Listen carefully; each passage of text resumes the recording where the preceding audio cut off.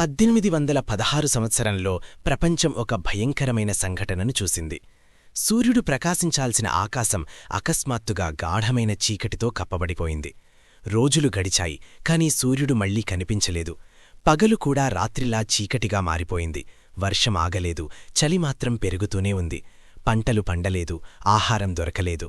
లక్షలాది మంది ఆకలితో బాధపడుతూ భయంతో జీవించారు. ప్రజలందరూ ఒకే ప్రశ్నతో ఆలోచించారు: ఇది దేవతల కోపమా, లేక ప్రపంచం అంతమవుతోందా? కాని నిజం చాలా ఆశ్చర్యకరం. 1815 సంవత్సరంలో మౌంట్ టాంబోరా అనే అగ్నిపర్వతం భయంకరంగా పేలింది. ఆ పేలుడు వల్ల ఆకాశంలోకి వెళ్లిన భారీ బూడిద మేఘాలు సూర్యకాంతిని అడ్డుకుని ప్రపంచాన్ని చీకటితో కప్పేశాయి. అందుకే 1816 సంవత్సరాన్ని ప్రపంచం ఇయర్ వితౌట్ ఎ సమ్మర్ అని గుర్తుపెట్టుకుంది. ఇప్పుడొకసారి ఆలోచించండి, ఇలాంటి సంఘటన మళ్లీ జరిగితే మన ప్రపంచం ఎలా మారుతుందో.